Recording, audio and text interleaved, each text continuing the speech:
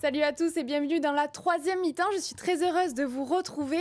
4 clubs français se sont qualifiés en quart de finale de la Champions Cup. Toulouse, Castres, Toulon et Bordeaux. On va débriefer de tout ça ensemble. Et pour m'accompagner aujourd'hui, Paul est avec nous. Salut Paul. Salut Manon. Et Simon est aussi là, Salut bien Simon. sûr. Et salut tout le monde. Simon avec un gros micro. Voilà, un gros micro. Pour un gros bonhomme. Pour un gros monsieur, donc voilà, gros micro. On vous dit tout? On leur dit. Oui, on a eu un petit souci de micro là avant de commencer l'émission. Remplacement, passage au stand, voilà. Mais le passage au stand a été plutôt efficace. Ça marche. Voilà, c'est pour ça qu'on est en retard, mais on va rattraper tout ça ensemble. Alors déjà, si Achraf veut bien nous montrer le tableau des quarts de finale de Champions Cup, comme ça, on va commencer à faire un premier bilan.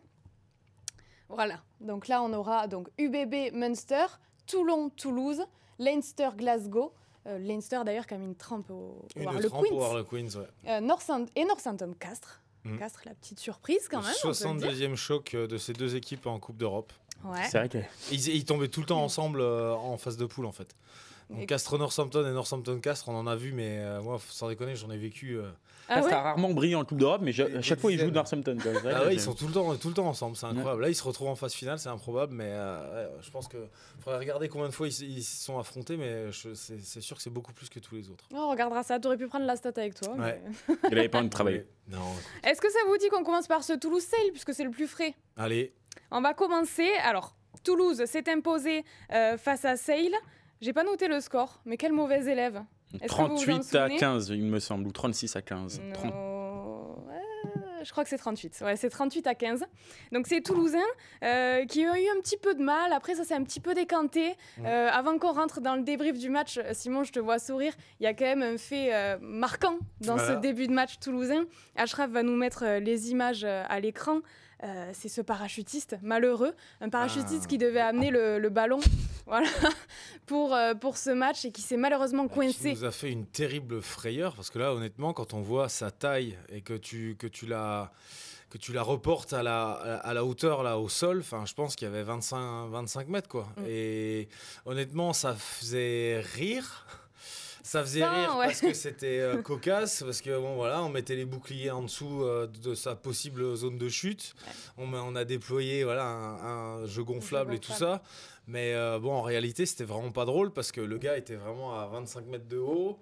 Bon, apparemment, quand ils ont fini par enlever le parachute, on a vu qu'il était vraiment bien coincé, donc tant mieux. Et finalement, voilà, les secours sont arrivés, les pompiers de Toulouse sont arrivés. Je leur fais une dédicace d'ailleurs, parce qu'on est arrivé jouer au rugby avec eux. Ils ont été plutôt efficaces et voilà, tout s'est bien passé. Mais franchement, si on avait... Bon, ça a retardé le match, je pense que ça a impacté un petit peu la concentration des joueurs qui sont... mais qui ont dû s'adapter. Mais bon, après, voilà, Hugo, comme le disait Hugo Mola aux caméras, honnêtement, là, il y a la vie d'un homme en jeu. C'est autrement plus important qu'un match de rugby, même si c'est un match de phase finale. Donc voilà, tout le monde a respecté ça. Et heureusement, tout est bien qui finit bien. Mais on rassure, tout le monde, il va bien. Voilà, ils l'ont récupéré, il va bien. Il a l'air en forme. Les Blancs étaient contents parce qu'en plus, ils ont harangué la foule au moment où il est descendu dans la nacelle. Donc bon, c'est très bien, mais voilà. Il n'a même pas eu peur en plus, donc apparemment. Non. Ouais. Voilà. Écoutez, petit incident avant ce début de match et après. Alors, est-ce que ça les a marqués? Est-ce que ça leur a... Voilà, c'est vrai que je ne sais pas s'ils se sont réchauffés entre-temps. Nous, c'est vrai qu'on était un petit peu... Il y a eu un battement de 30-40 minutes. Mais en tout cas, ce début de match était bizarre. Du moins, côté toulousain, c'était pas aussi facile. Non, mais... Oui. Ce que je veux dire, c'est qu'il y a deux équipes et il y a deux formations qui ont pu être dérangées par un fait de match comme ça. Je respecte trop les Toulousains pour croire qu'un fait de match, un match décalé de 30 minutes ou 40 minutes, puisse les déranger quand on sait tout ce qu'ils ont vécu ces dernières années. Tout ce qu'a réalisé cette génération, non, je pense que voilà. Et puis Sale aussi a pu être dérangé dans sa préparation, donc et eux font un très bon début de match, les Anglais. Ouais. Donc, non, je pense pas quand même qu'à ce niveau-là, tu puisses être dérangé. Ça me fait en 2021 quand ils battent La Rochelle en finale de top 14, ils arrivent en retard au Stade de France, pris dans des bouchons, tout ça. Bon, on se souvient du match qu'ils font derrière, donc c'est des joueurs qui ont quand même l'habitude de ça et des contretemps. Donc je pense pas que ça explique leur mauvais début de match. Paul a raison, je pense que ça vient tout simplement de la qualité de l'opposition. Moi je m'attendais pas à une équipe. Après, quand on regardait sur le papier, on voit que Sale c'est une équipe hyper costaude, voilà, dans un match qui évolue dans un championnat anglais qui est bien moins anxiogène que notre top 14, donc qui a peut-être plus l'habitude de jouer. De développer un rugby vraiment offensif. Il y a quelques joueurs qui sont vraiment de classe mondiale. Et voilà, tout simplement, les Toulousains sont tombés sur un os, quoi. Et voilà, quand il te manque forcément des joueurs extrêmement importants comme Antoine Dupont ou que d'autres sont en reprise de compétition. Tout ça mis bout à bout, ça fait un match. Après, encore, ils s'en sortent bien parce que on rappelle le score. À la fin, il n'y a pas photo. Mais c'est vrai qu'ils l'ont eu vraiment dur. C'est un petit peu le propre des Toulousains de toujours retomber sur leurs pattes quand même. Ouais, non mais c'est sûr. Après moi, ce qui m'a un peu plus dérangé quand même, c'est leur manque de combativité devant. On sait que la force quand même de cette équipe de Sale, c'est son pack. Ils ont quand même une troisième ligne avec les frères Curie. Bon, c'est des internationaux, Cowan Dickey, tout ça. Bon, on connaît leur force, mais quand même, c'était le mauvais Stade Toulousain, celui qui joue un peu à la baballe, qui joue arrêté, qui met pas de vitesse dans le jeu, du coup des mauvais choix. Et c'est vrai que je pense que ça a soufflé fort à la mi-temps. Et en deuxième période, ils ont quand même remis les choses dans le bon ordre, en gagnant les collisions. Le rugby, avant de régaler le stadium, ça passe déjà par là, quoi. Donc, c'est comme ça que le Stade Toulousain s'impose tout le temps, parce qu'on en fait des caisses sur le jeu de main, tout ça, tout ce que tu veux. Tous les entraîneurs de top 14 te disent qu'ils te cassent la bouche déjà en conquête, bien sûr, dans le jeu direct et tout ça, qu'ils ont des meilleures courses, qu'ils arrivent à gagner la ligne d'avantage. Donc voilà, en fait, oui, on en fait des caisses sur le rugby spectaculaire, mais il ne faut pas oublier que le Stade Toulousain, s'ils sont aussi performants, c'est qu'ils sont meilleurs que les autres sur les fondamentaux et les tâches obscures, quoi. Donc, sur l'analyse du match, je pense qu'ils ont été pris, justement, je pense qu'ils ont vraiment été pris sur ces secteurs-là par les Sharks, quoi. Dans l'analyse du match sur le chat, ils vous rejoignent. Sentiment mitigé après le match, le pack pas dominant, Graou et Aki un peu maladroits et la blessure de Capozzo. C'est vrai, on va y revenir. Ça, c'est un après, on va rentrer dans les hommes et tout. Il y a des choses à dire, mais là où je te rejoins, par contre, avant que je revienne sur d'autres choses, c'est quand tu disais qu'ils retombaient quand même sur leurs pattes. Et c'est vrai, en tout cas personnellement, j'ai jamais été inquiet pour eux. Et c'est un peu à l'image de cette Coupe d'Europe quand même globalement, où on voit aussi Toulon qui fait une première mi-temps indigne de son rang et qui au final en met 70 au Saracens. Voilà, c'est un peu à l'image de ces gros clubs, même Bordeaux quand même à son échelle, on n'a jamais été très inquiet pour eux face à l'Ulster. Donc voilà, c'est malgré des matchs qui sont pas aboutis pour les gros clubs français. Ils passent quand même et avec une marge conséquente. Le point commun, c'est que pour les trois matchs que tu as cités, il y a eu une période de flottement. On a l'impression que que les équipes françaises ont du mal à produire un match vraiment maîtrisé, d'être constant toute la partie et tout ça. Comme tu dis, Toulon, ça a un peu flotté. L'UBB aussi, ça a un peu flotté. Puis finalement, ils s'en sortent super bien. Toulouse a lutté, mais on a l'impression qu'on n'a pas encore cette... Enfin, je sais pas, mais en tout cas, à ce stade de la compétition ou de la saison, ils sont pas en mesure de produire un match maîtrisé. Bon, après, il faut aussi reconnaître qu'il y a des belles oppositions. Oui, il y a des belles oppositions. Face, que les autres ont le droit d'être bons, d'être performants et de bien jouer. Puis ils n'ont aucune pression en plus. En tout cas, ça a peut-être fait du bien aux équipes françaises de tomber sur ces équipes coriaces là. J'ai l'impression d'être dures, quoi. Et pour en vue de la fin de saison, parce que ça fait une bonne piqûre de rappel. Ouais, c'est sûr. Après, encore une fois, c'est toujours la même histoire avec cette Coupe d'Europe où tu te dis c'est coriace, mais tu as l'impression qu'il n'y a aucune équipe qui veut défendre, même les Saracens, même la Sale, je trouve qu'ils loupaient quand même pas mal de plaquages, alors que c'est leur ADN. Voilà, tu te dis toujours, on arrive, c'est des matchs vraiment pas lisibles, ces matchs de phase finale. J'ai le souvenir de la phase finale de H-Cup où des fois tu avais des scores à 9-6 où vraiment là t'affrontais vraiment des équipes horribles et tout comme ça. Mais là, à part le Munster, tu vois, on en reparlera avec La Rochelle où vraiment ils ont fait un match comme à l'ancienne. Sinon, même Sale, tu vois, ils ont tenté de jouer des fois avec des mauvais choix, des trucs. Ils sont sortis un peu de leur cadre et c'est ça qui les a fait aussi courir après le score et tout, quoi, aussi, parce qu'ils sont pas restés dans un plan de jeu qui fonctionnait bien face à Toulouse. Ford a complètement raté son match. Bon, il y en a quelques-uns, quoi. On va revenir sur les hommes forts de ce match avant de parler d'Ange Capozzo, qui fait quand même partie, le pauvre, des hommes forts de ce match, justement, mais qui s'est blessé. Alors, on pensait au niveau de la cheville, mais ça peut être un peu plus grave. On pense aussi au tibia péroné, enfin, pas moi, hein, mais les médecins, du moins. Docteur Moreau. Ouais, donc il va faire des examens complémentaires. On va y revenir. Chez les hommes forts, j'ai noté Pierre-Loïc Barassi et Julien Marchand. Du côté toulousain, c'est en tout cas les mieux notés de nos envoyés spéciaux qui étaient au stade. Qu'est-ce que vous en avez pensé, vous, notamment du match de Pierre-Louis Barassi, qui visiblement était aux côtés d'un Pitahaki un peu plus terne? Ouais, Barassi, pour moi, c'est le meilleur Toulousain, notamment dans cette première mi-temps qui n'est pas aboutie. Il a gagné tous ses duels, hein. Franchement, il n'y a pas grand-chose à dire là-dessus. Il m'a un peu déçu pendant le tournoi, pour être honnête. Oui. Je l'attendais à un autre niveau. Il n'a pas réussi, je trouve, à aller chercher ce niveau international. Mais là, il confirme, par contre, sa très bonne saison avec le Stade Toulousain. Parce que, pour le coup, il réalise sans doute la saison la plus pleine de sa carrière. Et là, dans une équipe qui ne fonctionnait pas très bien, c'est toujours plus difficile de briller, ou en tout cas d'être au niveau. Et lui, l'a été.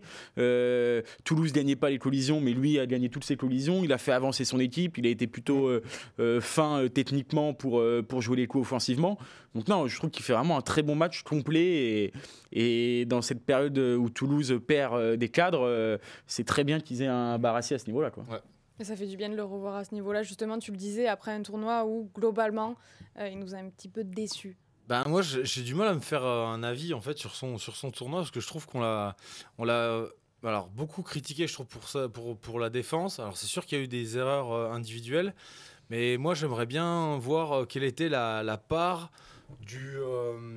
de sa mésentente avec Yoram Moefana. Ouais. Tu vois. En fait, c'est surtout que Barassi, c'est un joueur qui fait beaucoup de tâches de l'ombre. Donc on a tendance à moins le voir qu'un joueur qui va percer tous les matchs. Donc c'est pour ça que peut-être on a plutôt tendance à être un peu dur, non, tu trouves pas? Mais après, je suis pas d'accord, trop d'accord avec Simon, parce que vraiment, je trouve que autant Moefana, et en plus Moefana jouait en cette position de 12, et il a joué avec plusieurs numéros 10 différents, donc lui avait aussi quand même une vraie difficulté à s'adapter à chaque style entre Ntamak, Ramos, Jalibert, et lui a tiré son épingle du jeu en réalisant un tournoi ouf, malgré des erreurs et tout. Je trouve que Barassi, c'est plutôt à mettre à son discrédit, quoi, qu'il n'ait pas réussi à trouver sa place, quoi, dans cette paire de centres, parce qu'en plus il jouait aux côtés d'un Moefana qui est à son meilleur niveau actuellement. Ouais, après, moi je parlais surtout sur le plan défensif. Je trouve qu'on en a fait beaucoup sur Barassi, alors que parfois c'est aussi, il faudrait revoir toutes les actions, mais je pense qu'il y a aussi des actions où c'est plus le fait d'une mauvaise communication, parce qu'ils évoluent pas ensemble en club, parce que moi j'ai pas l'impression que Pierre-Louis Barassi ce soit un mauvais défenseur au Stade Toulousain. Non. Je veux dire, c'est un mec qui plaque bas, qui m'a l'air vaillant et tout ça, donc ça m'a interpellé en fait ces performances moindres en défense dans le tournoi, donc c'est vrai que c'est... Mais même offensivement, tu vois, je trouve, alors, parce que aussi il a peut-être besoin de temps, mais il m'a fait un peu penser à un Moefana au début, quoi. Tu sais, il a pas prendre sa place même offensivement avec ce qu'il fait au Stade Toulousain. Moi, j'étais le premier à dire avant le tournoi que je trouvais que Yoram Moefana n'avait pas donné la pleine... Tu vois, son plein potentiel en équipe de France, puis là il m'a cloué le bec là, clairement, et tout le monde a reconnu qu'il c'est certainement l'un des meilleurs bleus sur le tournoi. Mais on digresse, les enfants. Oui. On peut peut-être passer à Julien Marchand, vu qu'on a parlé de Pierre-Louis Barassi. Pardon, je suis un petit peu enrhumée, j'ai beaucoup de mal là. Pierre-Louis Barassi qui a fait donc un très bon match, et Julien Marchand. Tu voulais y venir Marchand, justement, Simon. Je trouve que pour moi, il est en train de renverser. Une fois de plus, la concurrence à ce poste de talonneur, que ce soit à Toulouse ou en équipe de France. Ça se renverse tous les 6 mois, oui, parce qu'elle avait récemment basculé en faveur de Movaca et Julien Marchand. Et là, je trouve que la concurrence avec Peato Movaca a vraiment poussé Julien Marchand à travailler certainement encore plus. Moi, pour les avoir vus lors de la préparation de la dernière Coupe du Monde en 2023, lors du stage à Monaco, je peux vous assurer qu'il faisait 40 degrés. Les deux, ils se lâchaient pas. Ouais. C'était impressionnant sur une séance de physique, mais en plus à mourir. Mais vraiment, c'était horrible. Les deux ne se lâchaient pas d'un centimètre, quoi. C'était vraiment impressionnant. Et là, je me suis vraiment rendu compte que ces deux gars se tirent une bourre, folle, quoi. Ouais. Et je pense que Julien Marchand, c'est pas du tout le même profil. Faut pas essayer de de les mettre dans la même case parce que de toute façon ils rentrent pas. Ouais. On ne peut pas rentrer dans une case, on est bien d'accord. Déjà beau qu'il rentre dans une chemise parce que vu comme il est solide. Donc ouais, mais surtout voilà, moi j'aime son côté voilà, guerrier, gratteur, vraiment un talonneur de mêlée, mais aussi un excellent lanceur. Je trouve que voilà, dans un match où tu te fais bousculer par des Anglais, clairement c'est un des gars sur qui tu dois compter pour ne pas perdre pied, quoi. Lui, Jack Willis, il faut des pénibles comme ça, quoi. Et clairement, moi je trouve que Julien Marchand là, il est revenu à un niveau de performance vraiment impressionnant. Mais tu as toujours l'impression qu'il faut qu'il y en ait un des deux qui soit absent quand même pour que l'autre... pendant longtemps, je trouvais que le Moefana, quand il y avait l'ombre de Marchand en équipe de France notamment, il n'était pas à son meilleur niveau. Et Movaca et Marchand, là c'est pareil, Movaca est absent, il est suspendu, et du coup tu te dis là il a sa chance, il la prend, et peut-être qu'il a inversé la hiérarchie. Mais quand il y en a un qui est titulaire et l'autre sur le banc, au final, je trouve que les performances, le titulaire est toujours meilleur que le remplaçant, etc. Quoi. Du coup, Hugo Mola ne va pas changer. Quoi. Alors que là, la question va se poser, je pense, pour les prochaines semaines, avec le retour de Movaca. Clairement, là, ça va être une sacrée concurrence. Ça laisse imaginer des sacrés entraînements du côté d'Ernest Vallon. Je vois dans le chat que vous vous demandez, mais il n'y a pas 4 équipes françaises qualifiées. Si, je l'ai dit en début d'émission. Mais c'est vrai qu'il y a une coquille qui s'est glissée dans le titre. C'est pas 3 clubs français, c'est bien 4 clubs français. On avait l'habitude avec Castres, mais bon. Alors oui, j'ai fait un petit oubli de Castres cette semaine, donc. Bon, on va parler. Bravo, nous interner. Les Castrés, en plus, ils vont faire un match de ouf là, donc bien sûr. On va y arriver. Juste pour finir sur Toulouse, messieurs, le gros coup dur pour les Toulousains, c'est la perte d'Ange Capozzo qui s'est blessé sur le dernier essai, je crois d'ailleurs. Cheville, tibia, on ne sait pas encore trop, mais on sait que ça risque d'être une longue absence. Il avait l'air gros coup dur, sachant que c'est l'un des meilleurs Toulousains ces derniers temps, et qu'en plus, il pouvait couvrir le poste de 9, auquel il était plutôt à l'aise, il commençait à s'y faire, ça lui plaisait plutôt bien en plus. Là, c'est vrai que ça va être... Après, restons prudents quand même, il n'y a aucune info et tout, mais des fois, une grosse entorse peut aussi faire très mal. Enfin, tu peux avoir une grosse souffrance, mais ça peut être moins pire. Bon, voilà, il ne sera pas là pour la demi-finale déjà. La semaine prochaine, l'écart, pardon. Ça risque d'être compliqué, je pense. Quand même. Calme, là, on va avoir des problèmes avec les supporters toulonnais. Là. Mais oui, c'est vrai que c'est un gros coup dur après la blessure de Dupont. Il y en a d'autres aussi qui sont un peu en difficulté. Et là, c'est vrai que pour le coup, c'était sans doute le meilleur joueur toulousain de ces dernières semaines qui se blesse, on n'espère pas gravement, mais en tout cas, ils perdent un nouveau facteur 8. Donc voilà, pour la fin de saison, c'est vrai que ça commence à faire un peu beaucoup cette saison pour le Stade Toulousain. On va passer à Toulon-Saracens. Oui, tu voulais dire quelque chose? Ouais, juste finir, parce qu'il n'y a pas que eu du bon dans ce match du Stade Toulousain quand même. Et c'est vrai que pour le coup, c'est difficile de ne pas parler, je trouve, quand même de Paul Graou aujourd'hui.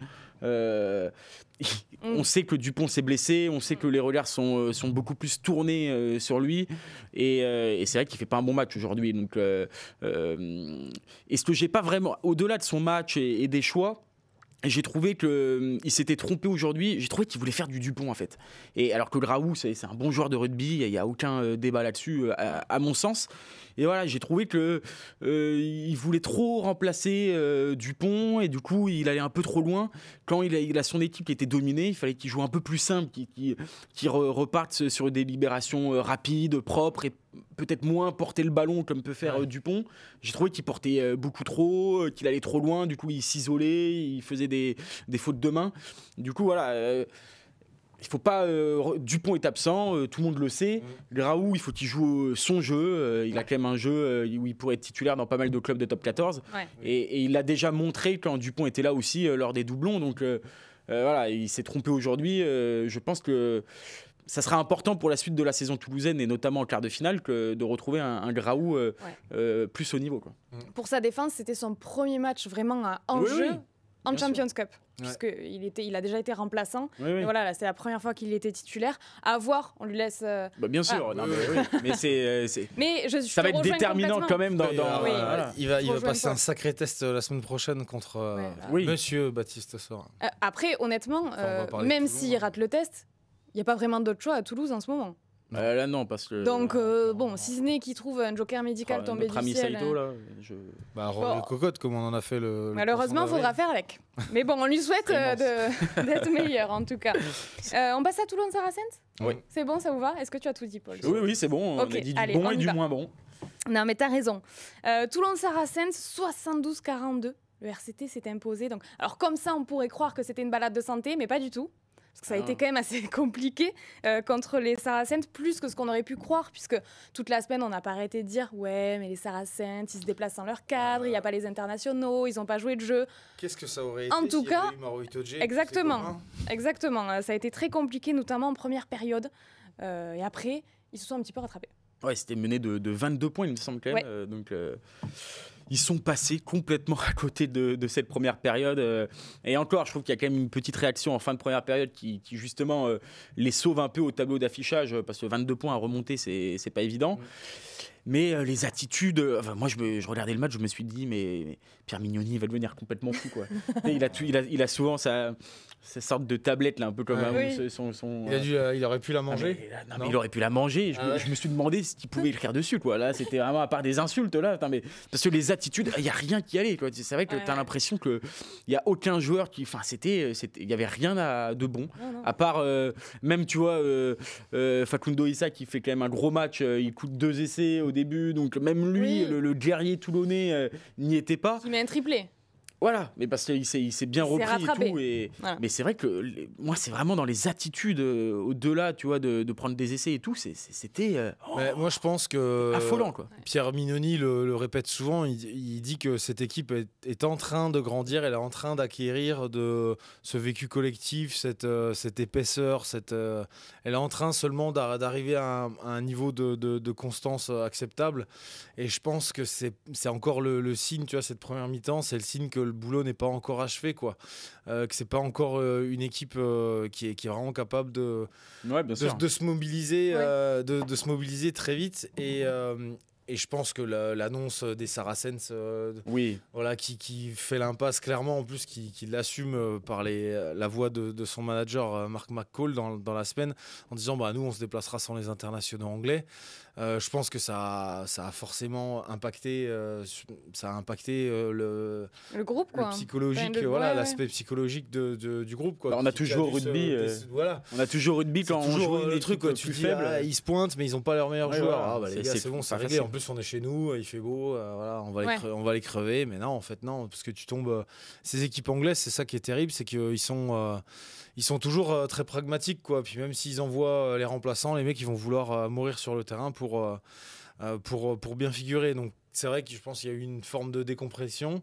Et après, heureusement, comme tu l'as dit, ils sont ressaisis. Mais dans l'interview que nous accorde Pierre Mignoni dans le journal de demain, il dit pas autre chose. Il dit que ça montre que cette équipe elle est encore en train de grandir, qu'il faut encore gagner en maturité, en constance, et pour devenir une grande équipe, quoi. Mais là où je rejoins Pierre Mignoni, c'est que la saison dernière, ils se reprenaient sur le match d'après. Ouais. Là, ils ont cette faculté à se reprendre dans le même match.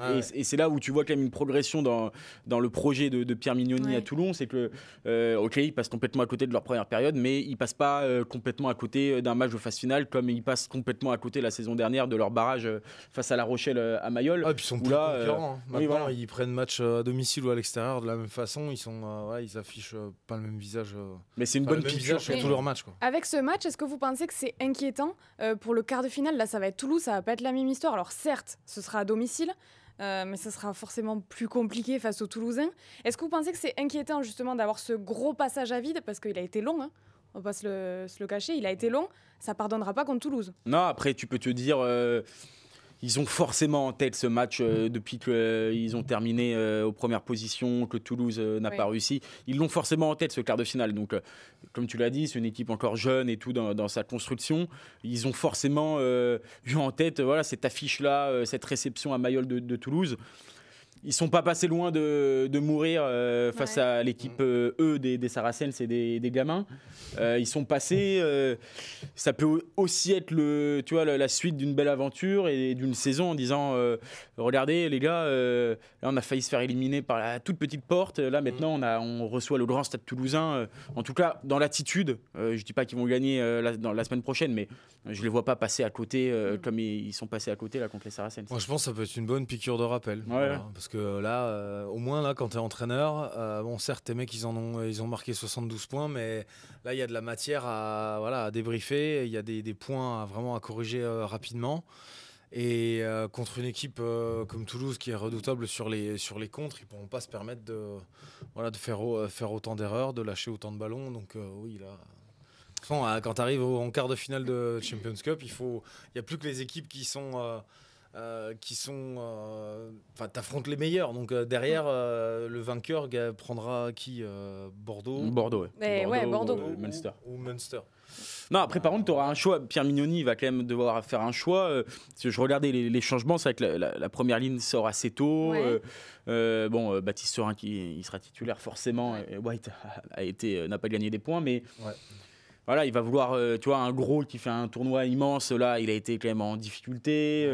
Bon, il va vouloir les relancer, mais aussi les remplaçants ont fait une bonne rentrée. Donc, il faut aussi manager bien ça pour pas qu'il y ait trop de frustration chez ceux qui sont rentrés et qui ont été monstrueux. Je pense qu'il va repartir avec son équipe titulaire et jouer sur le côté vous me devez une revanche. Voilà, c'est avertissement sans frais.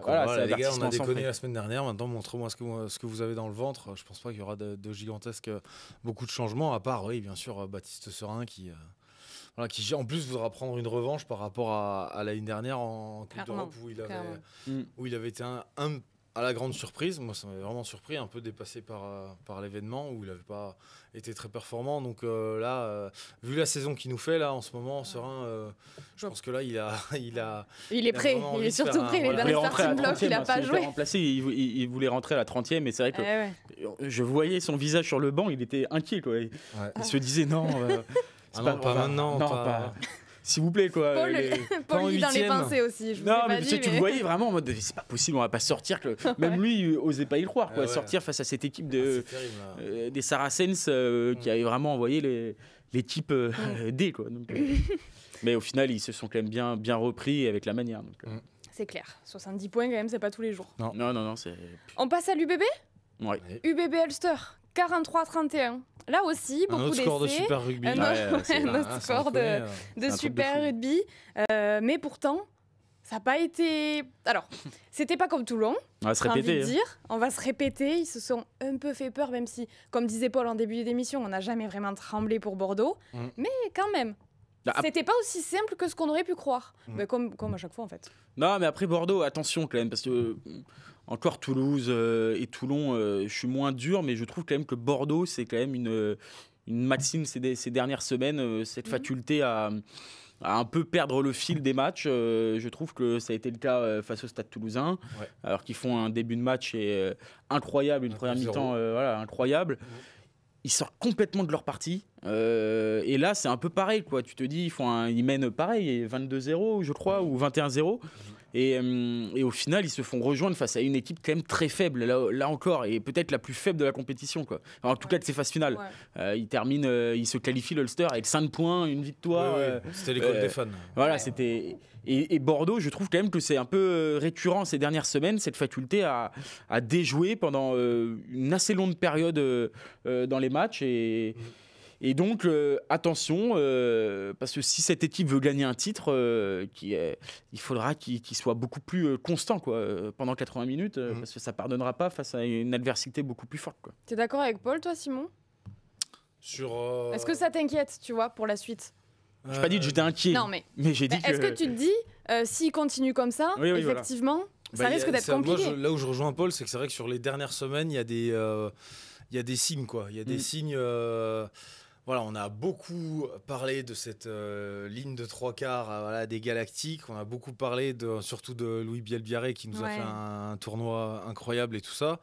Mais c'est vrai que ces dernières semaines, mine de rien, il y a quand même des signes qui montrent que cette équipe manque un peu de constance, quoi, voilà, dans son effort.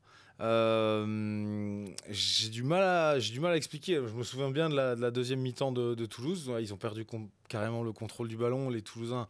Et les Toulousains se sont réveillés, les jeunes Toulousains, parce que c'était les très très jeunes Toulousains d'ailleurs, faut le préciser.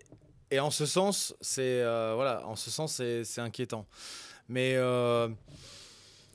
oui, c'est vrai. En fait, ça ressemble un petit peu à la situation de Toulon, quoi. On n'arrive pas encore à maîtriser les rencontres. Enfin, c'est ce qu'on Moi, je trouve qu'ils sont plus avancés dans leur construction. Oui, non, bien sûr, ils sont plus avancés. Puis il y a plus de. Et j'en veux plus à Bordeaux de faire un match comme ça qu'à Toulon, pour le coup. Ouais, non, mais c'est sûr. Après, je trouve quand même que leur équilibre, notamment devant, où on a longtemps associé devant à leur faille principale depuis quelques saisons dans les grands matchs et tout. Là, c'était beaucoup mieux cette année. C'est pour ça aussi qu'il y a eu ces résultats-là. Et c'est pour ça que la ligne de 3 quarts a pu autant briller. Je trouve que cet équilibre-là, des fois, il est un peu fragile, quoi. On a vu, c'est au Racing où ils perdent la conquête, elle était catastrophique. Il y a des matchs comme ça. Perdu en touche, Donc, je trouve que quand ça tangue et tout, aussi devant, c'est pas non plus, ça reste fragile, quoi. Ce côté un peu guerrier, ce côté conquérant qu'ils avaient cette année beaucoup plus que les autres saisons devant. Je trouve que ces dernières semaines aussi, il n'y a pas que la ligne de 3 quarts.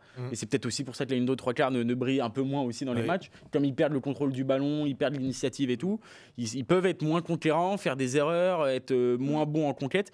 Et ça encore, tu vois, c'est pour ça que contrairement à Toulouse, où Toulouse, on sait quand même que dans les grands matchs, ils répondront présents. Bordeaux ne nous l'a pas encore montré. Donc, là, oui, forcément, on a plus de doutes. Voilà, on a un peu plus de doutes. Et Toulon, c'est différent. Parce que Toulon, normalement, ils sont un peu plus en avance que Toulon. Mais c'est vrai que je reste encore une fois dans les grands matchs prudent sur cette équipe de l'UBB qui ne m'a pas encore montré qu'elle avait tout pour aller chercher ce titre, quoi. Alors qu'il y a quelques mois, on disait clairement que c'était l'année de l'UBB. Ça reste mais pour moi, ça reste l'année de l'UBB. Parce qu'ils ont quand même un stade toulousain qui est amoindri, quoi qu'on dise. Ils ont perdu leur meilleur joueur. Là, ils ont peut-être perdu Capozzo pour de longues semaines. Tu sens quand même que les petits signes comme ça, c'est leur année. Toulon, on l'a dit juste avant, a moins d'années de construction que l'UBB. Et donc là, c'est vrai que tu te dis, c'est leur année, mais il faut qu'ils aillent le chercher. Il faut qu'ils prennent un peu leur destin en main, quoi. Il ne faut pas qu'ils attendent ça en disant c'est bon, c'est pour nous et tout, tranquille. On va recevoir Toulouse ou Toulon en demi-finale, dans notre stade et tout. Non, là, ils vont passer à la trappe, comme ils sont passés à la trappe l'année dernière contre les Harlequins, à domicile. Il faudra commencer par assurer en quart face au Munster. Déjà. Pour essayer d'aller chercher un peu plus de certitude. Munster qui n'avait pas gagné de match de phase finale de Coupe d'Europe de Champions Cup depuis 3 ans. Donc là, c'est la fête du côté de Cork. Ils ont fait la bringue. Ouais, ça c'est sûr. On passe à Castres-Trévis. Avant de terminer, c'est le dernier club qualifié dont on va parler. 39-37. Alors là, c'était très accroché. Voilà, c'était pas du tout la même physionomie de match. J'ai noté une petite stat. C'est David Bourniquel qui me l'a donné. La dernière qualification de Castres en quart de finale de Champions Cup remonte à 2002. Vache. Ça fait plus de 10 ans. Oui. J'ai pas vérifié, j'ai fait confiance à David, je vous avoue. 20 ans. On peut lui faire. Ça fait. Mais oui, 20 ans. Qu'est-ce que je dis ? Vous savez que c'est pas mon truc, les chiffres. 23. Mais. Merci. Dans l'oreillette. Voilà. Non, c'est vrai, si la stat est vraie, c'est vrai qu'elle est complètement folle. Elle peut pas m'aider. Mais bon, la stat est folle quand même. Et il y a toujours cette sensation avec Castres qu'ils arrivent là pour jouer les troubles fêtes. On les attend jamais. Et puis au final, ils arrivent au fait. On est là. Bah oui, comment top 14 c'est un peu nouveau en Coupe d'Europe du coup, mais c'est vrai qu'en top 14, ils ont ce sentiment-là, quoi. Ils y sont toujours. Voilà. Mais moi, je suis content. Alors ok, on va me dire, ils gagnent un peu miraculeusement et tout. 2 choses là-dessus, ça m'agace. Première chose qui m'agace. On a le sentiment de Trévise, c'est les zèbres ou j'en sais rien, ou que c'est une équipe catastrophique. Respectez Trévise. Il y a beaucoup d'internationaux. C'est la moitié de l'équipe d'Italie, plus les internationaux argentins. Franchement. Donc, Ils ont battu. Ça joue très fort. Voilà, c'est une bonne équipe. Donc voilà, Castres n'a pas non plus cette expérience européenne. Mais là où je suis content, c'est que vraiment, déjà, ils ont joué le jeu de la Coupe d'Europe cette année. Et j'étais le premier à les critiquer pas mal ces derniers temps parce qu'ils ne jouaient pas trop le jeu ces dernières saisons. Là, ils jouent à fond, ils mettent leur meilleure équipe. Il y avait une ambiance formidable quand même à Castres ce week-end. Ils se sont vraiment appropriés cette Champions Cup et ça fait plaisir à voir. Et après, bon, voilà, ils nous ont servi un match alors avec des lacunes, avec des difficultés, des frayeurs. Sacré frayeur, le carton rouge d'Adrien Séguré. Voilà, alors qu'en tout début de deuxième mi-temps. Un Badian qui était sur le courant alternatif, qui est un peu représenté. Lui aussi qui nous a fait peur, qui a pris un choc monstrueux. Et c'est vrai que du coup, c'était un match très ouvert, quand même très plaisant à regarder, sans doute le plus plaisant du week-end, avec un scénario fou. Mais voilà, je pense pas que Castres va être champion d'Europe cette année, mais en tout cas, ça prouve que quand on joue le jeu de cette Coupe d'Europe, on peut avoir des belles émotions, on peut réserver à son public un super samedi. La semaine prochaine, ils vont encore vibrer, ils peuvent peut-être se qualifier en demi. Donc non, franchement, c'est tout bonus pour eux, ils prennent de l'expérience aussi. Donc dans leur construction de leur équipe, donc je suis très content pour eux et ils sont allés se la chercher cette victoire. Parce que quand tu regardes sur la composition, tu vois, il y a Gauthier Marava titulaire en 7. Il y avait Théo Chaboni qui a fait un très bon match à l'arrière. Pareil, c'est un très jeune joueur. Donc moi je trouve que c'est intéressant aussi sur le plan de succession. Tous ces joueurs-là, ils ont engrangé de l'expérience. Van Verberg a fait un très très bon match en deuxième ligne aussi. Donc c'est une bonne chose parce que ces joueurs-là emmagasinent beaucoup d'expérience et face, encore une fois, à un très bel adversaire. Parce que quand tu regardes la compo, la compo de Trévise, tu peux la dire. C'est la paire de 5 de l'Italie. Thomas Albornoz, Lorenzo Canone, Tommaso Menoncello, qui, on l'a dit, c'était certainement l'un des top 3 centres au monde en ce moment. Même s'il fait un match pas bon du tout. Et Juan Ignacio Brex. Voilà, c'est une super. C'est une super Thomas Gallo, le titulaire, un des meilleurs gauche avec l'Argentine qui avait fait une super Coupe du Monde. Enfin voilà, les Trévise, les mecs, si vous pensez que c'est les zèbres, allumez quoi, réveillez. Non mais il y a quand même cette idée encore, équipe italienne. Tu vois, je trouve qu'il y a quand même cette idée-là, même chez les gens qui regardent beaucoup de rugby, je trouve. Et du coup non, voilà. Alors après, et en plus on parle de Castres en Coupe d'Europe, on parle pas d'une équipe qui joue les hauts de tableau chaque année. Bien sûr. Donc pour le coup. Pour eux, c'est une victoire courte, mais je trouve qu'elle est beaucoup plus positive que pour l'UBB, le Stade Toulousain et tout, qui a moins, qui a été. On est plus dur avec cette équipe. Les attentes sont plus élevées. Voilà, c'est ça ce que je voulais dire. Je trouvais pas les mots. Le top 3 là du top 14 qui emmène tout le monde et qui se qualifie. Bon c'est vrai que Castres c'est un peu plus la surprise, mais on se rend compte aussi qu'en top 14 ils sont pas si loin de ça. Bien sûr. Trucs, ils sont même ils sont dans le top 6, donc voilà, mais c'est une belle récompense en tout cas pour cette équipe. Belle récompense, et maintenant il va falloir aller batailler contre Northampton là-bas. Alors Northampton, c'est très bizarre. Parce qu'ils ont fait un super match vraiment contre contre Clermont. J'aime bien cette équipe. D'ailleurs, Northampton a éliminé Clermont. Northampton a éliminé Clermont. Oui, en effet, on n'en a pas parlé parce que Clermont a été éliminé. On a dit qu'on voulait faire un focus sur les vainqueurs. Mais Northampton, attention, parce que c'est vraiment une équipe étrange. C'est une équipe, il faut savoir, c'est les champions d'Angleterre en titre. Ils ont vraiment un effectif vraiment costaud. Ils ont la charnière de l'Angleterre. Avec Finn Smith et Alex Mitchell. Ils ont le nouveau prodige anglais, la troisième ligne, Henry Pollock. Ils ont vraiment des joueurs de qualité. Un des meilleurs ailiers du moment, Tom Freeman qui a fait un triplé, qui a posé un triplé contre Clermont, je crois. Et ils sont en galère en premiership. Ils sont, j'ai regardé encore tout à l'heure, ils sont 8e avec 5 victoires et 7 défaites, je crois. Donc je sais pas ce qui cloche en premiership, mais moi, en plus, je m'étais mouillé en faisant les pronos l'émission jeudi après-midi en disant que je verrais bien une victoire des Clermontois qui, vu qu'ils étaient hyper heureux d'avoir décroché cette qualification de haute lutte, voilà, ça leur a vraiment fait du bien. On pouvait penser qu'ils essaieraient de maintenir cette dynamique. Bon, bah, clairement, ils sont tombés sur plus fort qu'eux. Et résultat, ouais, cette équipe de Northampton, elle n'est pas performante en championnat, et pour des raisons que je n'arrive pas. Désolé, je ne suis pas en Angleterre tous les week-ends, je ne pourrais pas vous dire. Non, mais après, en tout cas, ils ont vraiment une qualité d'effectif. L'effectif est là, et je pense que maintenant qu'ils ont franchi l'écueil des huitièmes, ils seront durs à prendre. Ouais. Non, mais après, voilà, t'as des équipes qui. C'est des équipes anglaises, elles jouent un peu le jeu. On le voit avec les Saracens. Les Saracens sont plutôt bien au classement. Ouais. Ils ont décidé de bazarder la Coupe d'Europe. Northampton fait le choix inverse parce qu'ils sont pas bien en classement. Et du coup, peut-être qu'ils ont tout misé sur cette Champions Cup. Moi, j'avoue que le match contre Clermont, je regarde pas Northampton tous les week-ends non plus. Et cette équipe m'a vraiment séduite. Parce que je trouvais que déjà leur charnière, c'est sûr. Moi, je suis séduit par Finn Smith. Pardon, qui je trouve ça serait loin d'être scandaleux qu'il soit le numéro 10 des Lions l'été prochain parce que quand tu vois entre un Finn ou un autre quoi. Ouais, sauf que Finn Smith, je pense qu'il te fait moins de dingueries. Ouais, mais justement, positive ou négative que Finn Russell. Ouais, parce que Finn Russell, en plus Finn Russell, je trouve qu'il fait vraiment pas une bonne saison quand même. Il te fait du très bon et du très mauvais. Ouais, c'est ça. France-Écosse. Et c'est vrai que il et Finn Smith là, il fait un match vraiment hyper. Que j'aime bien chez un numéro 10, quoi, tu vois, hyper complet, parfait au pied, il anime bien, il est capable des fois aussi d'avoir des coups d'éclat, mais alors c'est moins fringant que Russell, mais du coup je trouve que si tu devais noter, tu vois, en mettant des petits plus et des petits moins à chaque fois entre un Russell ou un Smith, Smith, tu vois, au point, il gagne tous ses matchs. Et je trouve que c'est un très bon défenseur aussi, donc il remplit beaucoup de cases et il est jeune, il a du sang-froid, donc j'aime beaucoup ce joueur. Et il a cette équipe de Northampton, ça va être dur à aller les chercher pour Clastres quand même. Après, voilà, ils n'auront rien à perdre les Clastres. Pour le coup, leur saison en Coupe d'Europe est déjà réussie. Clairement.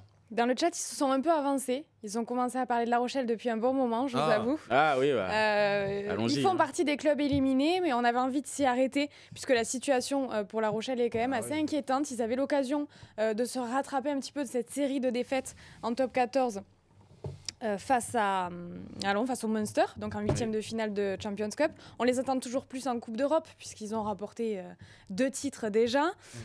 Paul, ça va mal, ça va plus à La Rochelle, quoi. non, c'est sûr. Après, franchement...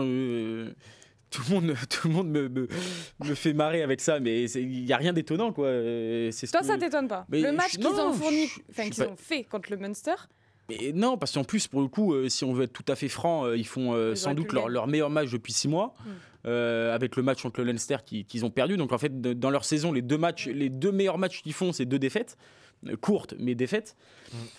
Voilà, c'est simplement une fin de cycle, très clairement.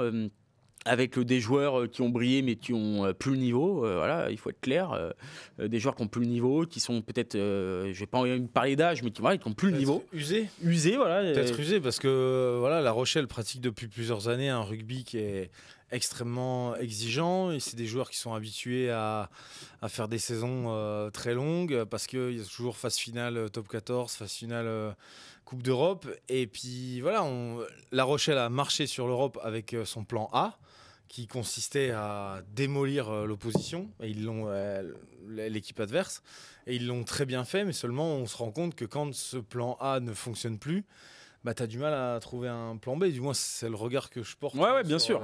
Alors, quand tu es moins dominateur, voilà, non, mais tu as des performances individuelles, tu as un plan de jeu du coup que moi j'ai du mal à comprendre, tu vois. Encore une fois, je trouve qu'ils n'ont pas connu la victoire depuis 8 matchs. Tu viens de rappeler un peu le plan de jeu qui fonctionnait pendant des années. Là, même s'ils font une bonne première mi-temps, ils veulent trop jouer à mon sens. Alors c'est bien parce que je trouve qu'ils ont fait vraiment une bonne première mi-temps juste au carton jaune de West, mais il y a trop d'ambition pratiquement dans leur jeu par rapport à leur situation actuelle et par rapport aussi aux hommes qu'ils ont sur le terrain. Derrière, bon voilà, c'est sûr, à part Teddy Thomas, il n'y a personne qui est capable de courir un peu vite dans cette équipe. Donc voilà, c'est un fait, c'est factuel. Donc retrouver cette gestion des moments faibles, des moments forts, un bon jeu au pied, aller jouer chez l'adversaire. Non, ils ont voulu trop déplacer le ballon et du coup ils se sont fait contrer et au final ils se font punir. Quand t'es en manque de confiance, c'est vrai que c'est toutes les équipes le savent. Tu réduis un peu le jeu. Bien sûr. Tu te concentres sur tes avances, sur tes forces et t'essayes de faire. T'essayes de pas faire la passe de trop. De trop, ouais. Et ouais, c'est vrai. Je sais pas pourquoi ils décident de. Si c'est avéré, s'ils décident vraiment de changer leur fusil d'épaule, de faire évoluer le jeu.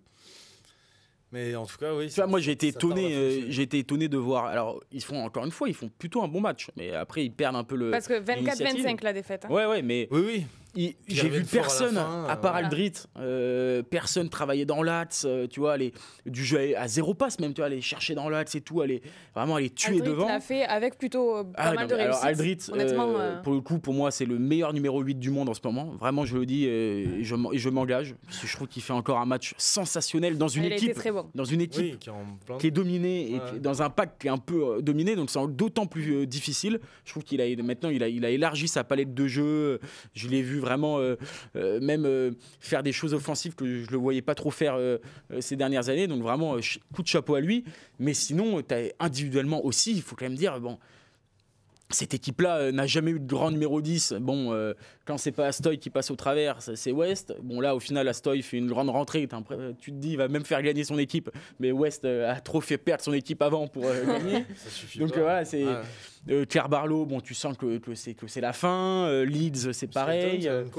Stelton, c'est quand même. Stelton, le problème, c'est que tu as l'impression qu'il a toujours mal au mollet. Donc, pour le coup, et puis il touche 15 ballons par match, voire 20. Maintenant, il est attendu. Il est attendu, et c'est vrai qu'il ne fait pas un très bon match. Ouais. Mais pareil, tu vois, Bourgarit, pour le coup, difficile aussi. Il n'a pas joué pendant presque un an. Il revient dans une équipe qui est hyper manque de confiance. Ouais. Mais bon, il fait beaucoup d'erreurs aussi. Bon, c'est pas facile. Mais en fait, donc, individuellement, tu as beaucoup d'erreurs et des performances très mitigées.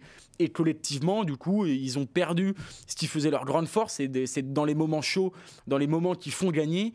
Là, du coup, ils sortent complètement et ils déjouent, quoi, tu vois. Quand tu sais qu'ils gagnent leurs 2 titres de champion d'Europe dans les 10 dernières minutes, là, ils perdent leurs 2 matchs dans les 10 dernières minutes, leurs 2 matchs importants. Et ils ont perdu ce côté, un peu cette flamme. Et c'est la dynamique. Après, on le connaît, c'est ce qui arrive à toutes les équipes de rugby. Au bout d'un moment, quand tu commences à perdre, t'as plus le rebond, t'as plus ça, t'as plus le truc la pièce qui tombe du bon côté. Donc et le plus dur maintenant, ça va être d'inverser cette dynamique. Après, comme dit Ogara, pour le coup, ça peut être aussi vu comme de la com, mais là, c'est sauver le club, comme il dit. Même si je pense pas non plus que le club soit en grand danger, il va falloir quand même gagner des matchs. Parce que si tu perds tout jusqu'à la fin de saison, c'est sûr que tu es en D2. Mais pour le coup, ça va être que l'année prochaine. Hein. Je vois pas, tu vois.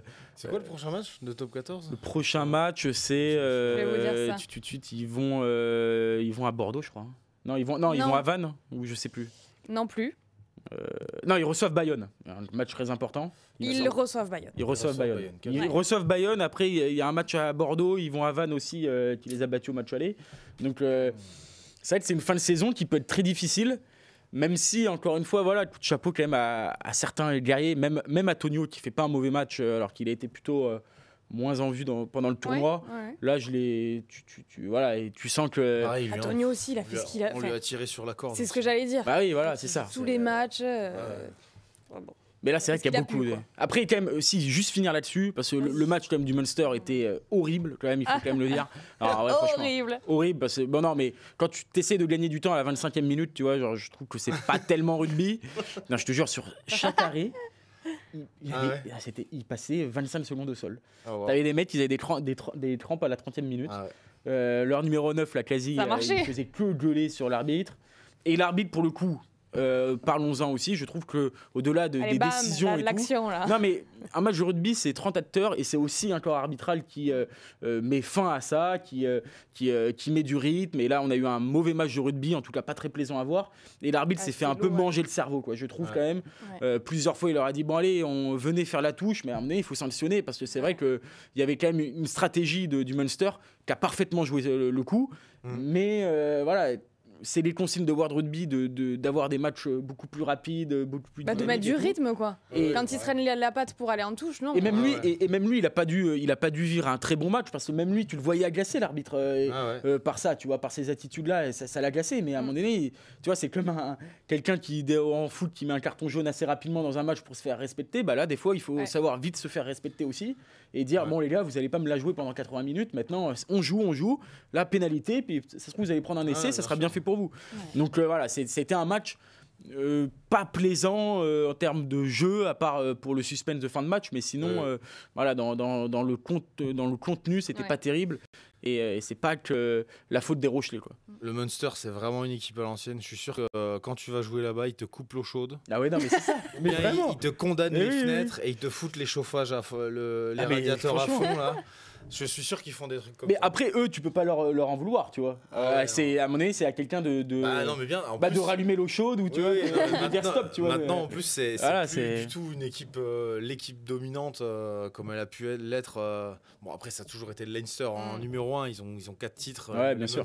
Munster a quand même 2 titres de coupe en Champions Cup, donc c'est quand même une grande équipe. Mais on voit qu'ils ont clairement perdu du terrain par rapport au Leinster. En plus, la fédération irlandaise mise tout en fait sur le Leinster et elle s'en cache pas. Elle alloue beaucoup plus de moyens financiers au Leinster pour tout simplement pour avoir au moins une équipe performante pour répondre aux défis imposés par par nous, quoi, par nos grosses équipes professionnelles. Donc c'est vrai que le Munster, ils essayent de survivre dans l'ombre du Leinster et je pense que voilà, c'est à l'ancienne, c'est les roublards. Le moindre petit truc, ils te le lâcheront pas. Et ce match, ça a été à l'image de leur club, de leur culture de club. Non, mais après, ils font franchement un peu leur charme. Ça a dû faire plaisir presque à Ronan O'Gara, parce que pour le coup, c'est vraiment le match, un gros pack qui a mis quand même en difficulté La Rochelle, une charnière vraiment avec le Crowley en 10 qui met le drop décisif. Qu'aurait pu taper Ronan O'Gara. Oui, voilà. Je pense que là, il devait avoir le seum. Et des joueurs vraiment horribles, tu vois, vraiment horribles. Tag Bern, mais Bern, à la 35e, quand tu l'as vu, Bern, en vrai, c'est immense ce qu'il a fait quand même. Avec tout ce qui s'est passé autour de lui, là, tu le vois sur un déblayage à la 35e, se toucher le casque et tomber en arrière en mode comme ça et tout. Et vraiment jouer la comédie, tu t'es dit, en vrai, c'est une star. En vrai, moi, ça m'a fait rire parce que. Antoine Dupont, on va dire, relève-toi, dépêche-toi. Heureusement qu'il était à La Rochelle. Et là, je pense que personne lui aurait il a voulu renverser le truc en disant regardez, je suis victime d'un déblayage. C'était un discours qui revient en ce moment, celui de la victime. C'est marrant ça. En tout cas, l'UBB est prévenu. Ça m'a marqué là. Tu l'as toujours. Je l'ai toujours là. L'UBB est prévenu. Attention face au Munster. Avant de se quitter, messieurs, je voulais quand même dire un petit mot juste sur la Challenge Cup. On a Lyon qui est encore en train de jouer son match face aux Sharks d'Urban. Oui, ça se passe plutôt bien, non ? Ça se passe bien, 27-7. Oui, bon. Il reste une dizaine de minutes. Je pense que c'est fait. Et, merci nos amis sud-africains de jouer le jeu de la Coupe d'Or. Ouais, merci les Sud-Africains. Pour laquelle vous avez été intégrés. Retournez en Super Rugby, s'il vous plaît. Bon, les Bulls ont gagné à Bayonne. Oui, alors j'ai pas regardé. Désolé, j'ai pas vu la compo de Bayonne, mais. Je t'avoue que ça avait fait tourner. Bon, voilà. Pardon, je vais finir. Oui. Les Ospreys s'accrochent, enfin même vont gagner 36-12 contre les Scarlets. Okay. Donc ça nous donne une petite idée de la suite. Seul qualifié chez les Français, enfin du coup deuxième qualifié si Lyon se qualifie, le Racing 92 qui s'est imposé contre Perpignan. Qui a d'autres chats à fouetter. Exactement. Et Pau, Bayonne et Montpellier ont été éliminés. Voilà, Montpellier j'y étais et la douche froide, le grand gâchis. Oui, parce que eux, pour le coup, ils la jouaient vraiment. Ils la jouaient vraiment. Ils font une phase de poule, enfin, si on peut en parler 3 minutes, ils font une phase de poule, 4 victoires, 3 bonus offensifs. Ils étaient deuxième meilleure équipe derrière Connacht qui avait fait 20 sur 20. Eux, ils avaient fait 19 sur 20. Après, ils ont accueilli une équipe de Gloucester qui s'est pas démontée, parce que les Montpellierins, il faut quand même le rappeler, ils menaient par 14-0 après 11 minutes de jeu et deux super beaux essais sur lesquels Lenny Nouchi a vraiment fait des différences énormes. Et après, les Anglais n'ont pas lâché. Ils sont revenus 14-7, 14 partout. Les Montpellierins passent une pénalité juste avant la mi-temps. Mais quand même, il y avait des occasions. On commençait à voir que Gloucester avait des occasions qui loupaient. Ça, c'était pas grand-chose, quoi. Et en deuxième mi-temps, le banc montpellierin n'a pas tant apporté que ça. Et les Anglais ont vraiment ils ont été meilleurs. Ils ont surtout sur les ballons portés, vraiment dans la rudesse. Gloucester a vraiment fait un match d'équipe anglaise, quoi. Vraiment très rude. À l'image de leur capitaine Lewis Ludlow. On a eu aussi un Santiago Carreras en 15 là, qui a été insupportable, qui a parlé dans la bouche de tous les Montpelliérains, je pense, toute la soirée, mais qui a été très bon. Et voilà, après la défaite elle est logique, il n'y a rien à dire. Mais Montpellier était vraiment un cran en dessous. Mais après c'est juste, c'est un énorme gâchis. C'était ouvert une voie royale jusqu'à la finale. Ils devaient recevoir les huitièmes, les quarts et les demi. Voilà, on se disait qu'ils avaient leur chance pour aller à Cardiff. Et voilà, donc c'est dommage. Ouais, c'est dommage. C'est dommage parce qu'après, c'est une équipe qui a vraiment joué le jeu, quoi. Parce que, c'est vrai que clairement, moi, je suis plutôt en Cannes en ce moment. Je suis quand même déçu globalement de Perpignan, de Bayonne, de Pau. Pau qui fait vraiment un match horrible face à Basse. Que tu peux pas en vouloir à un club comme Perpignan qui joue sa vie en top 14. Moi, je leur en veux pas du tout. Non, mais bien sûr, mais en fait, ça montre. On parlait en début d'émission quand même de construction, tu vois, d'un club, d'un groupe et tout. Et tu vois que tu as des équipes qui vont dans le bon sens. On a parlé de Toulon, on a quand même parlé, voilà. Et tu vois d'autres équipes où c'est compliqué, quoi. Pau, tu as l'impression que c'est tous les ans pareil. Et même eux le reconnaissent. Voilà, on n'est pas au niveau, on n'est pas au niveau. Le club doit aussi se poser des questions dans sa construction. Qu'est-ce que veut vraiment ce club ? Et je pense que Perpignan, c'est la même chose. Bon, Bayonne, ils font une très bonne saison en top 14. Peut-être qu'ils veulent garder des forces et ça peut se comprendre parce qu'ils ont pas, ils pourraient se qualifier en phase finale. En top 14, voilà, peut-être avec un barrage à domicile. Mais c'est vrai que tu vois qu'on parle beaucoup d'hégémonie française, on parle beaucoup de ça en Champions et en Challenge, mais mis à part quand même des gros mastodontes, tu vois, derrière, tu vois, quand tu vois les Bulls qui font tourner, ils battent Bayonne. Bon, Gloucester, ça s'est mal passé pour Montpellier, mais bon, au final, tu vois. Gloucester, après, qui sont 4e du Premiership, ils sont forts. Ils sont forts et tout, mais c'est une bonne équipe. Il n'y a pas non plus une hégémonie totale, en fait, du rugby français sur la Champions et la Challenge Cup. Et les résultats le montrent bien, au final, parce que, mis à part Lyon, qui risque quand même de se qualifier, et qui a toujours quand même joué le jeu de cette challenge, et le Racing, qui a quand même une histoire européenne, une forte histoire européenne. Sinon, tu retrouves toujours les mêmes équipes. Et voilà, donc ça montre bien que c'est toujours les mêmes qui vont loin et qui jouent à fond, quoi. Bon, en tout cas, dans le chat, on nous dit Rates vient d'en rajouter une couche, 32-7. Donc on est quasi assuré de voir le loup. Lyon, c'est vrai que pour le coup, ils vont être chiants à jouer. Ils vont être vraiment chiants. Je pense qu'ils peuvent aller.